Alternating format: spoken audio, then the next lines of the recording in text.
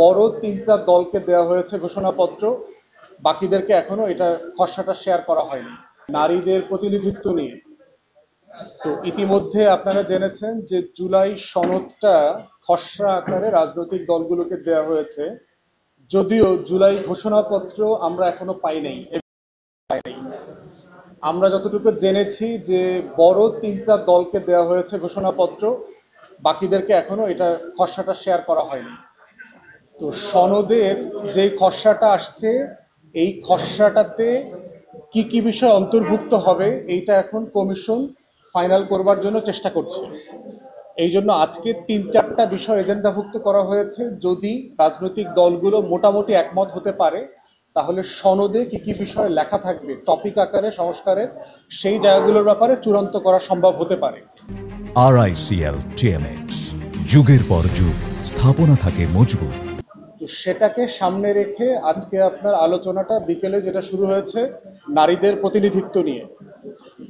সাধারণত হাউজের আপনার নারী প্রতিনিধিত্ব 50 থেকে 100 করা, অথবা 1-2 জন বলেছে 50-এ রাখা, এই ব্যাপারে মোটা দাগে একমত আছে।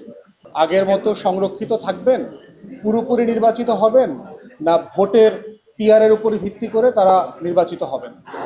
আর দ্বিতীয় আর একটা প্রস্তাবনা আসছে যে রাজনৈতিক দলগুলোকে ন্যূনতম 1% সরাসরি নারী নির্বাচনের জন্য বাধ্য করা যায় কিনা, সেটা 5% দিয়ে শুরু হতে পারে এবং প্রত্যেক সংসদে সেটা আরো 5% করে করে বাড়বে, যেটা একসময় 100 জন নারী নির্বাচিত হয়ে আসার মতো অবস্থা তৈরি হবে।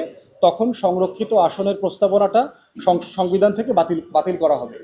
তো সেই জায়গাতে অনেক রাজনৈতিক দল ভিন্নমত করেছেন, কারণ অনেক রাজনৈতিক দল, ইভেন আমরাও এবি পার্টি বোধ করছি 5% আসনে এমপি প্রার্থী দেওয়ার মতো যোগ্য নারী এবং কনস্টিটিউয়েন্সি আসন আসলে আমাদের নাই। তাই যদি এটা সরকার অথবা কমিশন যদি বাধ্যতামূলক করে দেয়, তাহলে আসলে আমরা আইন লঙ্ঘনের জায়গায় চলে যাব। বরং হচ্ছে আমরা চাচ্ছি যেটা একটা ডাইরেক্টিভ আকারে, নির্দেশনা আকারে আসুক, যে গ্র্যাজুয়ালি রাজনৈতিক দলগুলো এইটা মেনে চলবে এবং আসনটা বাড়াবে। আমরা সেটা চাচ্ছি। এবং ইসলামী দলগুলো দেখলাম মোটা দাগে অনেকগুলো দল একই মত চাচ্ছে, বেঁধে না দিয়ে আপনার ধারাবাহিকতাটার ক্রম ধরে রাখা আর কি। এর বাইরে সবচেয়ে গুরুত্বপূর্ণ এখন যেটা ব্যাকডোরে আলোচনা চলছে, সেটা হচ্ছে আপনার ঘোষণাপত্র এবং সনদ। এবং আপনারা জানেন যে ঘোষণাপত্রটা মোটামুটি সবাই চাচ্ছে 5 তারিখের মধ্যে ফাইনাল করে ফেলবার জন্য, কিন্তু অধিকাংশ রাজনৈতিক দল যেটার খসড়া এখনো পায় নাই, এবং এটা কোন ফোরামে আলোচনা হবে এটা আমরা এখনো জানি না, চূড়ান্ত হবার প্রসেসটা কি।